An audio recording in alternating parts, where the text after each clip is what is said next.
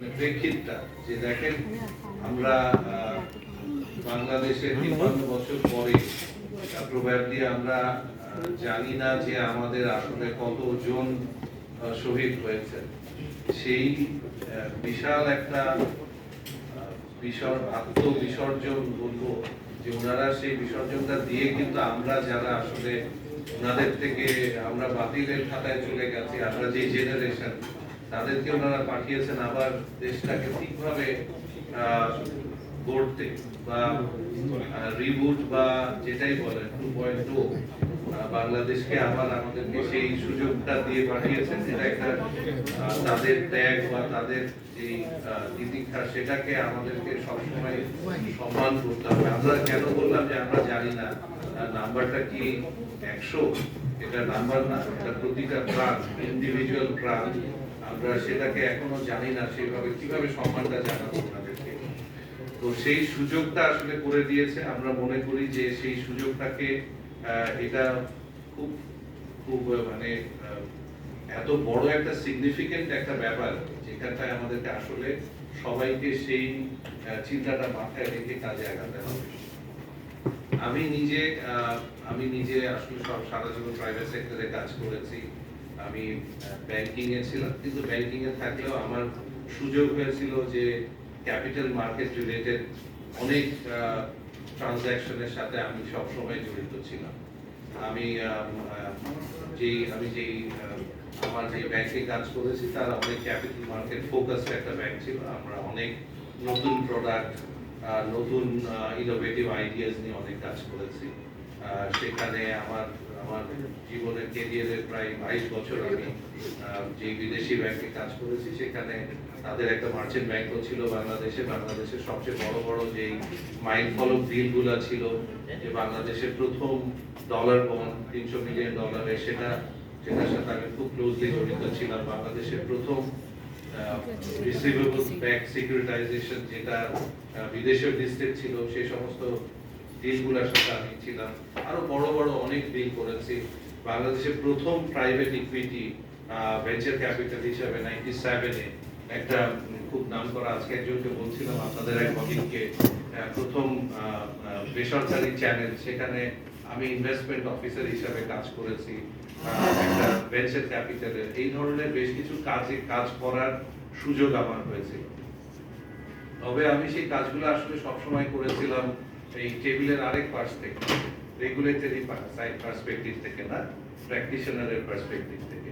তো আমার সেই এক্সপেরিয়েন্সের সুবাদে আমি হয়তো এখন টেবিলের এই পাশে এসে বসছি।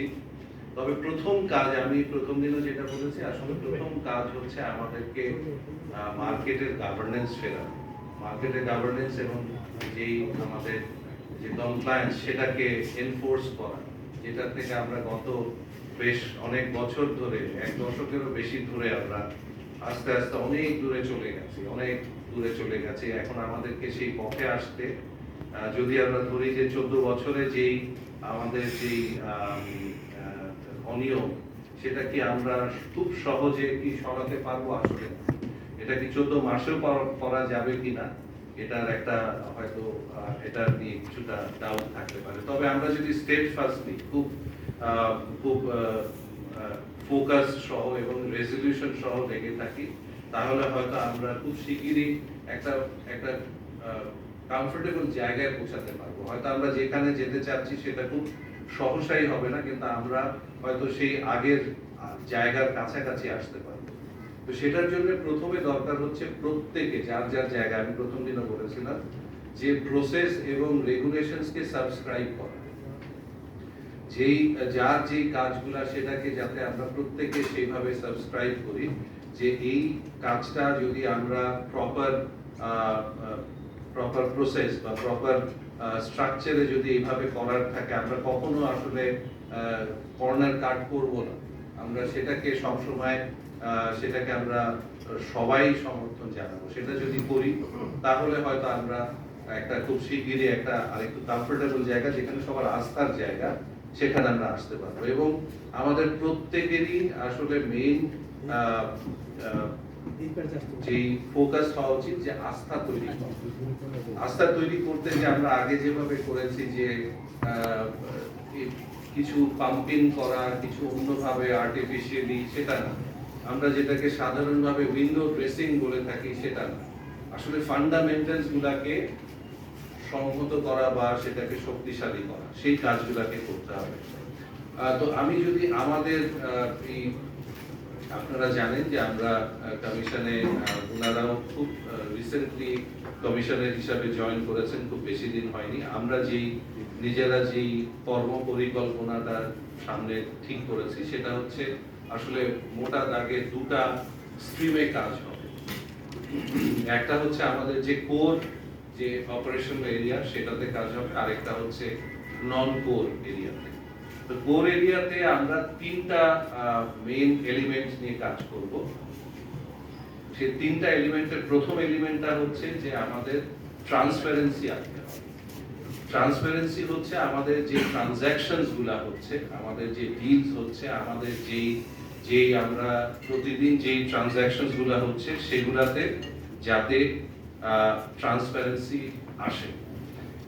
এইখানেই আসলে যে মার্কেটের যেই আপনার ম্যানিপুলেশনস থেকে শুরু করে অন্যান্য যে সমস্ত জিনিসগুলো সেটা এইটার আন্ডারে পড়ে।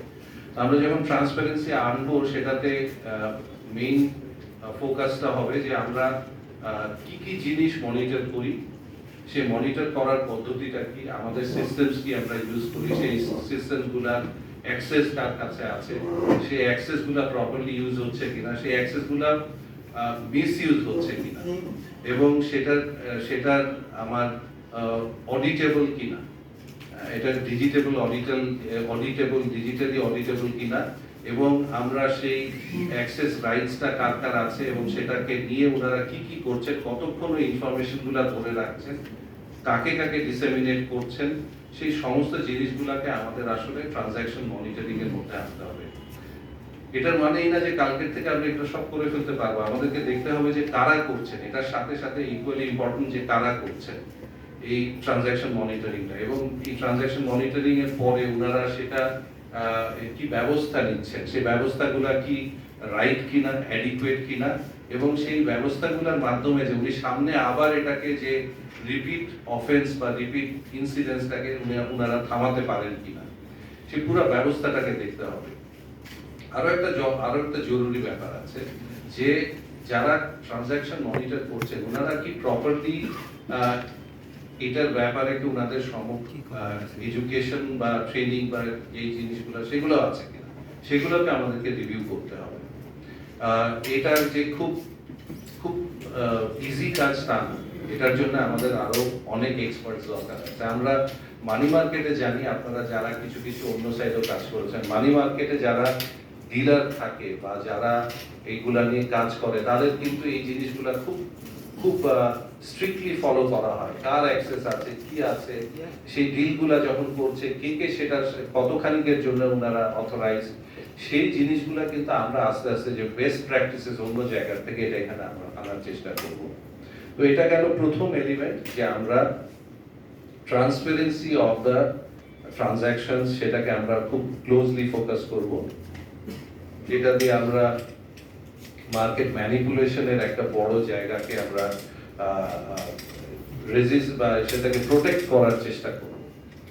সেকেন্ড যে কাজটা এলিমেন্ট আমরা করব সেটা হচ্ছে যে আমরা গভর্নেন্স এনফোর্স করার চেষ্টা করব। এটা হচ্ছে আসলে আমাদের মার্কেটের প্রাণ। গভর্নেন্স ছাড়া কোনো কিছুই আসলে টেকসই হবে না, সাস্টেনেবল হবে না। তো মার্কেটের গভর্নেন্স বলতে আসলে আমরা কি বুঝি? মার্কেটের গভর্নেন্স হচ্ছে তিনটা ধাপ। এটা প্রথম গভর্নেন্স আমাদের নিজের বিসেকের গভর্নেন্স। আমরা গভর্নেন্স যখন বলি বা আমরা যখন এনফোর্স করব আমাদের নিজেদেরও সেই প্র্যাকটিসটা করতে হবে। তো আমাদের বিসেকের গভর্নেন্স স্ট্রাকচারে আমরা যে স্ট্রাকচার আছি, আমরা কিভাবে ডিসিশন নেই, ডিসিশন প্রসেসটা কি, এবং আমরা কিভাবে সেই জিনিসগুলোকে অ্যাপ্লাই করি, এক্সারসাইজ করি, সেগুলা সেখান থেকে শুরু। ইভেন আমি যেটা গভর্নেন্স বলছি যে আমাদের স্ট্রাকচারটা কি রকম, এখানটায় কি প্রপার রিপ্রেজেন্টেশন আছে কিনা, আজকে যদি দেখেন, আমি রিপ্রেজেন্টেশন বলতে খুব সিম্পল ওয়েতে বলি। আজকে এই যে আমরা এই সভাতে বসেছি, আমাদের এখানে দুজন ফিমেল রিপ্রেজেন্টেশন, এটা কিন্তু একেবারেই আমরা যদি দেখি এটা আমাদের রাইট রিপ্রেজেন্টেশন না। তো আমি যখন বোর্ডের কথা বলছি, বোর্ডে যে এক ধরনের প্রফেশনের লোকের আগে অনেক বেশি আধিক্য দেখেছেন, হয়তো তারা মনে করতাম যে বিজনেস একাডেমিক হলেই বোধহয় তারা সব জানতো, সেটা না। আসলে আমাদেরকে এই যে বোর্ডের যে কনস্ট্রাক্ট গুলা বলেন, সেটাকে অবশ্যই রিপ্রেজেন্টেটিভ হতে হবে। হ্যাঁ, আমি কিন্তু যেহেতু আমি আসলে বিদেশি প্রাইভেট সেক্টর থেকে এসেছি, কথাটা হয়তো অনেক বেশি আপনারা শুনবেন, ডাইভার্সিটি এবং রিপ্রেজেন্টেশন, কিন্তু আসলে আমাদের সমাজে সেটা প্রতিফলন আনতে হবে সব জায়গায়। তো আমাদের নিজেদের যে কনস্ট্রাক্ট ইন দ্য কমিশন, দেন আমাদের বিসেকের যে নিজের ইন্টারনাল অডিট, সেটাকে আসলে অনেক বেশি জোরদার করতে হবে। নিজেদের যে আমাদের যে আপনার যার যে জব অ্যাসাইনমেন্ট, সেটার আপনার সেটার তার আমাদের কি গোলস কি, সেই গোলস গুলার অ্যাচিভমেন্ট কি, এই প্রত্যেকটা এইচআর লেভেল থেকে শুরু করে আমাদের যে প্রতিটা এরিয়াতে যে কাজ, সেই কাজগুলো কি আমাদের আমরা প্রপারলি একটা কি বলে অ্যাকাউন্টেবিলিটির মধ্যে আনছি কিনা, সেটা কিন্তু আসছে। এটার সাথে সাথে আমরা অবশ্যই যে বিসেকের গভর্নেন্স বলতে যে আমাদের যে ফিনান্সিয়াল ইনভলভমেন্ট, আপনারা জানেন, আপনারা অনেক রিপোর্ট করেছেন, এই কয়েকদিন আগে রেডি স্যারের নিউজ এসেছে, অন্যান্য জায়গায় অনেক এখানে অনেক ঘাটতি আছে, আমরা সেটাতে আসছি পরে। কিন্তু আমরা যে অনগোয়িং যে কাজগুলো করব, সেখানে যাতে বিসেককে নিয়ে সামনে 2 বছর পরে আমরা গর্ব করে বলতে পারি যে হ্যাঁ, আমরা প্রপারলি গভর্ন হচ্ছি ইভেন ইন্টারনালি, সেটা সেই জায়গাটাতে আমরা যেতে চাচ্ছি। সেকেন্ড, আমাদের গভর্নেন্সের জায়গা হচ্ছে যে আমাদের যারা ইন্টারমিডিয়েরিজ আছে, আমাদের যারা অঙ্গ প্রতিষ্ঠান বা বোর্ডস যারা, তাদের গভর্নেন্স হচ্ছে সবচেয়ে ক্রিটিক্যাল এবং প্যারামাউন্ট। সেটা যদি আমরা না এনশিওর করতে পারি, ওনারা যাদেরকে নিয়ে ডিল করছেন, ওনাদের যারা ইউজার, ওনাদের যারা ইনভেস্টর, তাদেরকে কিন্তু ওনারা প্রপার যেই যে প্রোডাক্ট এবং সার্ভিস, সেটা ওনারা দিতে পারবে না। তো আমরা এই কারণেই দেখবেন যে আমরা ইন্টারমিডিয়েরি গভর্নেন্স নিয়ে গত কয়েকদিন ধরে খুব ইন্টেন্সিভলি কাজ করছি, এবং এই গভর্নেন্সটা শুরু হয় কিন্তু একেবারে টপ থেকে, বোর্ড থেকে। বোর্ডের কনস্ট্রাক্টটা যদি ঠিক না থাকে, ওনারা আসলে সেই ম্যানেজমেন্টে কিভাবে প্রপার গভর্নেন্স আনতে পারবেন। আপনারা যদি দেখেন যে গত কয়েক বছর ধরে আমাদের যে মেইন ইনস্টিটিউশনস গুলা, সেই ইনস্টিটিউশনস এর কিন্তু প্রপার স্ট্রাকচার নাই, স্টাফিং নাই, কারেন্ট চার্জ যে বছরের পর বছর চলেছে। এইভাবে তো আসলে একটা অর্গানাইজেশন বিল্ডিং হয় না, অর্গানাইজেশনের ডিসিপ্লিন আসে না, অর্গানাইজেশনের ডেভেলপমেন্ট হয় না। তো আমরা যেটা করতে চাই, আসলে আমরা মাইক্রো ম্যানেজ করতে চাই না, আমরা ওনাদের কোম্পানিগুলা চালাবে বোর্ড, আমরা বোর্ডটাকে যাতে রাইট হয় সেই কাজটা করতে চাই।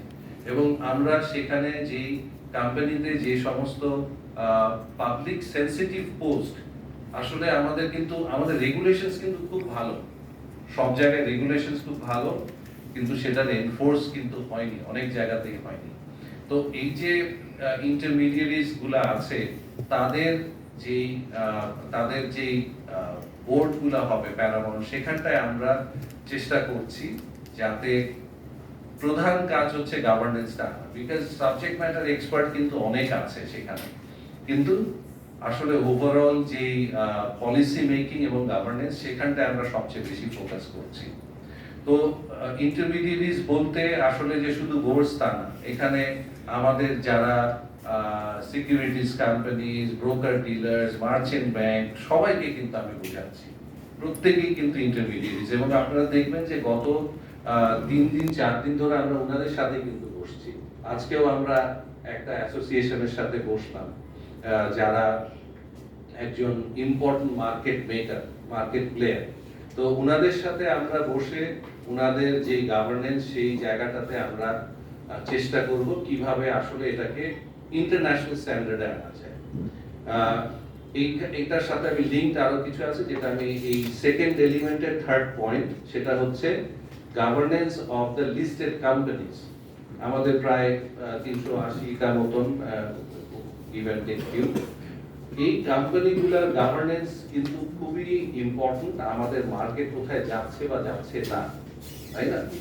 তো সেই এই লিস্টেড কোম্পানিজের গভর্নেন্সটার ব্যাপারে আমরা খুব খুব ক্লোজ ভাবে, আমরা শক্তভাবে সেখানটা আমরা কাজ করব এবং সেখানটার প্রধান একটা স্তম্ভ বা এলিমেন্ট হচ্ছে কিন্তু আসলে ইন্ডিপেন্ডেন্ট ডিরেক্টর বা ওনাদের বোর্ড কিভাবে চলছে বা চলছে না, সেটা ইন্ডিপেন্ডেন্ট ডিরেক্টররা আসলে একটা বিরাট রোল প্লে করবে।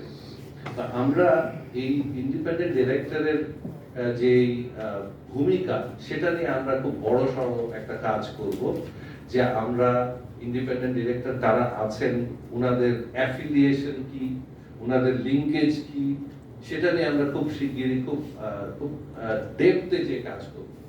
কারণ আসলে যদি কোনো লিঙ্কড পারসন কখনো ইন্ডিপেন্ডেন্ট হতে পারে না। তো সেটা নিয়ে আমরা কাজ করে দেখব যে আসলে যারা আছেন ওনাদের ব্যাকগ্রাউন্ড কি, এক্সপেরিয়েন্স কি। কিছু কিছু জায়গায় বেশ কিছু কোম্পানিতে খুব ভালো আছেন, কিছু কিছু জায়গায় বড় গ্যাপ আছে। তা আমরা সেখানে কাজ করব, মানে হচ্ছে যে আমরা সেখানে বেশ কিছু প্রথমে আমরা সেই ডেটাটা নিয়ে আমরা কিন্তু বেশ কিছু ট্রেনিং, যে আসলে ইন্ডিপেন্ডেন্ট ডিরেক্টর থেকে আমরা কি এক্সপেক্ট করি সেটা আমরা কিন্তু এখন বলছি, কিন্তু ওনাদেরকে কি আসলে আমরা প্রপারলি এক্সপেকটেশন কি বা টপ কি, টার্মস অফ রেফারেন্স কি, এগুলো কখনো বলেছি, আসলে সেভাবে হয়নি হয়তো। আমরা সেই কাজগুলা করব, যে আমাদের যারা আছেন ওনাদেরকে কিভাবে আমরা ওনাদের নলেজ গ্যাপটাকে, বা অনেকের নলেজ গ্যাপ না, ওনারা আসলে ওনাদের মধ্যে হয়তো অনেকে ট্রেনারও হয়ে যেতে পারে, ইনফ্যাক্ট আমরা যদি দেখি। তো সেখানে সবাইকে একটা লেভেলে আনা এবং ওনাদেরকে প্রপারলি রিওয়ার্ডেড করা। ওনারা যদি একটা কোম্পানিতে আমাদের ওয়াচডগ হিসাবে কাজ করেন, আমাদের বলতে আমি বলছি কি পাবলিকের, তাই না? পাবলিকের, ইনভেস্টরের, সাধারণ জনগণের ওয়াচডগ হিসাবে কাজ করেন, তাহলে ওনাদের কি কি জিনিস করতে হবে সেই জিনিসগুলোকে আমরা একটা লেভেলে আনতে চাবো। আমরা এরপরে যেটা করব, ওনাদের একটা ফিট অ্যান্ড প্রপার, যেটা ইন্টারন্যাশনালি বলা হয়ে থাকে, বা ওনাদের একটা সার্টিফিকেশন, সেই ধরনের একটা পর্যায়ে আমরা যাব, যে ওনাদেরকে আমরা অবশ্যই ওনারা একটা লেভেলে যাবেন যেখান থেকে ওনাদের একটা সার্টিফিকেশন হবেন এবং ইভেন্চুয়ালি আমরা সেখানে এটাকে আবার রিফ্রেশও করব, যে নতুন অনেক এলিমেন্টস আসে, it's a dynamic world. So ওনাদের নতুন কোন কোন এলিমেন্টস আসছে সেটাকে আমরা রেগুলার আমরা রিফ্রেশ করব এবং যেখানটায় আমরা মনে করব এটার সাথে সাথে কিন্তু রেসপন্সিবিলিটি চলে আসবে, যেখানে হচ্ছে না সেখানে আবার আমাদেরকে ইন্টারভিন করতে হবে, সেখানে আমাদেরকে কিছু এনফোর্স করতে হবে, সেই জিনিসগুলোকেও আমরা করব। It's a long road map, কিন্তু আমি আপনাদেরকে সেই রোড ম্যাপের একটা গাইডলাইনটা দিচ্ছি। এবং এই যে এটা যে আমি বললাম যে ইন্ডিপেন্ডেন্ট ডিরেক্টর, এই আমাদের শুধু লিস্টেড কোম্পানি না, এই independent director is equally important in the intermediaries. আমাদের যে ইন্টারমিডিয়েরিজ যারা আছে, আমাদের সিকিউরিটি হাউসেস, আমাদের ব্রোকার ডিলার্স, আমাদের মার্চেন্ট ব্যাংকস, ইকুয়ালি সেখানেও, বিকজ সেখানে যদি গভর্নেন্স না থাকে, আমরা রং প্রোডাক্ট নিয়ে মার্কেটে ডিল করব, তাই না? সো সেখানে আমরা এই জিনিসটা ওখানে আমরা এক্সপ্যান্ড করব, যে আমরা যে গভর্নেন্স, আমাদের প্রধান যে টুল বা প্রধান যে আমাদের অ্যাকাউন্টলিস্ট বলেন বা আমাদের সেটা, তাদেরকে নিয়ে আমরা কিভাবে সেই রোলটাকে অনেক স্ট্রেনথেন করতে পারি এবং অ্যাট দ্য সেম টাইম ওনাদেরকে রিওয়ার্ডও দিতে হবে। ওনারা কেন আসলে একটা ওই বোর্ডের জাস্ট অ্যাটেন্ডেন্স ফি এগেইনস্ট এই কাজগুলো করবেন সেটা না, আসলে আমাদেরকে একটা মডেলে যেতে হবে যেখানে ওনারাও রিওয়ার্ডেড হবেন, যে ওনারা সেই রেসপন্সিবিলিটি গুলা নেবেন, যেহেতু রেসপন্সিবিলিটি নেবেন সেটার সাথে রিওয়ার্ড থাকতে হবে, একটা যুক্তিযুক্ত রিওয়ার্ড থাকতে হবে। তো এটা গেল আমাদের এলিমেন্ট নাম্বার 2। এলিমেন্ট নাম্বার 3, যেটাতে আমি অনেক কাজ আগে করেছি, যে মার্কেট ডেভেলপমেন্ট, অনেক প্রোডাক্টস যেখানে আমাদের এখনো গ্যাপ আছে। আমরা যদি দেখি যে আমরা অনেক আমাদের নেইবারিং কান্ট্রিজ একসময় আমাদের থেকে বেশ পিছনে ছিল, কিন্তু ক্যাপিটাল মার্কেটে তারা এখন অনেক ক্ষেত্রে আমাদের সমকক্ষ বা আগিয়ে যাচ্ছে। মার্কেট সাইজ হয়তো ছোট, কিন্তু মার্কেটের ডেপথ বা প্রোডাক্টের ব্রেডথ যদি আপনি ধরেন, দেখবেন যে তারা কিন্তু আমাদের থেকে আগিয়ে গেছে। তো তো সেটা নিয়ে আমরা কাজ করব, কিন্তু সেটা আমাদের ইমিডিয়েট ফোকাস না, এটা হচ্ছে আমাদের আরেকটু মিড টার্মের কাজ। বিকজ ইমিডিয়েট আমাদের প্রথম দুইটা এলিমেন্ট যেটা বললাম যে ট্রান্সপারেন্সি এবং গভর্নেন্স নিয়ে খুব ইন্টেন্সিভলি কাজ করতে হবে। এটা কেন আমাদের একটা মানে কোর স্ট্রিমের কাজ। আরেকটা যেটা ইকুয়ালি ইম্পর্টেন্ট স্ট্রিম, সেটা হচ্ছে যে আমাদের গত কয়েক বছর ধরে যে সমস্ত আমরা জানি বেশ কিছু ট্রানজাকশন হয়েছে, সেখানটায় আসলে কি ছিল, ওখানটার কি রেগুলারিটি বলেন বা যে ধরনের অনিয়ম ইরেগুলারিটি যেটা বলেন, সেটা নিয়ে আমাদেরকে খুব ইনডেপথ একটা রিভিউ করতে হবে। আমরা সেটা নিয়ে আসলে কেন কাজ করতে চাই, দুটা। একটা হচ্ছে যে আমরা দেখেছি যে যদি আমরা কোনো জিনিসকে শুরুতেই গোড়ায় যদি সেটাকে আমরা এনফোর্সমেন্টে বা সেটাকে যে আমরা যদি স্টপ না করি, সেটা কিভাবে বাড়তে বাড়তে একটা বড় মহিরুহ হয়ে যায়। আমরা তো এখন মহিরুহতে নিয়ে বসবাস করছি অনেক ক্ষেত্রেই। তো সেই মহিরুহটাকে কাটতে কিন্তু অনেক সময় লাগবে, এটা খুব ইজি কাজ না, কিন্তু সেটাকে আমরা দুইটা স্ট্রিম বলেছি, এটাকে আমরা দ্বিগুণ উৎসাহে সেটাকে করতে হবে। কারণ এটাকে যদি আমরা ফাইন্ড আউট করে আমরা যারা এটা রং ডুয়ার্স তাদের এগেইনস্টে ব্যবস্থা না নেই, তাহলে সামনে তো আবার তৈরি হবে। তো সেটাকে একটা যে হোয়াট হ্যাপেন্ড এর সাথে what measures are we taking against that, সেটা লিগ্যাল প্রসেস কি অন্যান্য প্রসেস কি, দুইটাই এখানে কিন্তু খুব ইজি না, এটা কমপ্লিকেটেড একটা ব্যাপার।